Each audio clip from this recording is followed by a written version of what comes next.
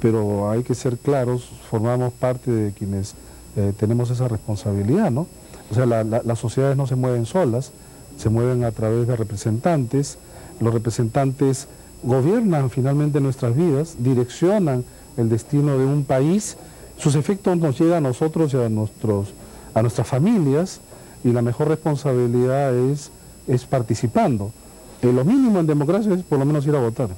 Y esta respuesta me trae, digamos, una pregunta de fondo con la cual podríamos ir quizá concluyendo.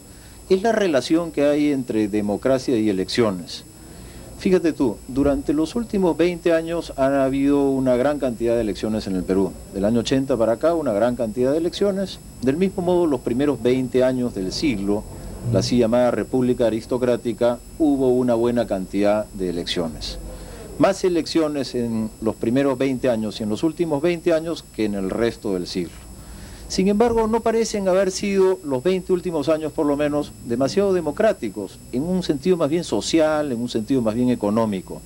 Han sido décadas en las cuales quizá las exclusiones han sido mayores, en las cuales los marginales son una constante de la vida nacional, y en las cuales, digamos, en resumen, las distancias sociales y económicas entre pobres y ricos han aumentado significativamente. Si esto es así, ¿cuál sería el efecto de las elecciones sobre un sistema democrático? ¿Puede una democracia sostenerse sobre la exclusión socioeconómica? ¿Cuál es la relación entre estos dos términos? Es interesante. Es cierto, hemos tenido elecciones de manera frecuente como nunca antes en la historia. De los últimos 20 años hemos tenido más elecciones que a lo largo de todo el siglo XX. ¿Existe una relación? Sí existe una relación. ¿Cuál es? Elecciones por sí mismo no producen democracia. Es más, existen dictaduras en donde se han hecho elecciones. Stroessner en Paraguay se reelegía constantemente y hacía elecciones, muchas, en otros países. El mismo Pinochet hizo plebiscitos. Hemos tenido elecciones en casi toda América Latina, por no ir en otros lugares.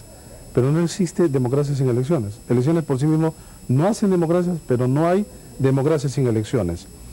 Y mientras más elecciones y mientras más tienen la posibilidad los electores de elegir a sus representantes en los diversos niveles, estratos, tanto mejor. Pues bien, esto no ha producido cambios significativos en las desigualdades sociales. Es cierto, pero ahí no hay la relación de causalidad, porque lo que sí ha producido estas últimas elecciones es en un entorno de no exclusión política, lo que sí sucedía en las elecciones los 20 primeros años. Ahí se excluía a los analfabetos, a las mujeres, a menores de 21, incluso a los que no tenían niveles de ingresos importantes o renta.